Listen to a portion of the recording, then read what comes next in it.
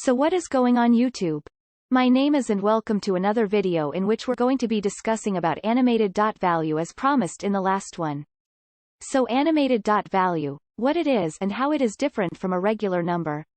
Let's see. So to understand why it is not a regular number, you have to understand that the way React works. That the way you need to animate a component is you need to take a particular value. For example, just like I said, 002. Let's say 100,100, it would be easier. Then what you want to do is you essentially want to move the component from 00 to probably 11, then probably 22, then probably 33 and so on and so forth, right? All the way up to 101,100,100. So the deal is that when you do something like this, it takes time, right? So the more number of points you move the object. For example, if going from 0 to 100, 100, 00, 200, 100, if you have 100 points in between, it would be smooth. If you have 1000 points in between, right, it would be even smoother. So the more the number of points you have in the initial and final points, the smoother the animation would be. And 60 FPS means that basically your animation, your screen would refresh for about 60 frames per second. So basically that means that you can update your screen 60 times 1 second.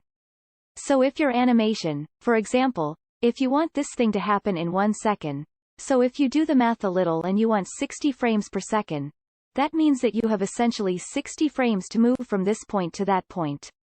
So you have basically 60 coordinates inclusive 00 and 100 hundreds, which you want this particular ball to cover.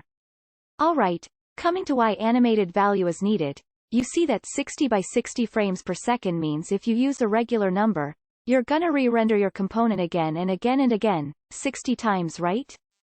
React reconciler is going to run 60 times and then it's going to render the component tree. It's probably going to dispatch it to the native operating system, and this is expensive operation. React render is expensive to do when you're doing it so many number of times, right? So this is why you do not really have a regular number here and you set state, or update some sort of modify the state and make use of set timeouts and set. In the words yourself for the animation part, what Animated.Value allow you to do is it allows you to create a mutable value which is further modified within the memory by React itself using certain components. So in a nutshell, Animated.Value actually is an escape hatch from React's mechanism of rendering components and keeping everything in the state in the React virtual DOM state, right? So Animated.Value would actually allow React to make changes to the screen without actually re-rendering the component. This is the reason we use Animated.Value and not just a regular simple value and updated with set intervals or set timeouts. I hope this had made a bit of sense, but if not, then don't worry. We'll see how this all works when we actually write some code and see how this is all going on the screen. So that's all for the explanation part.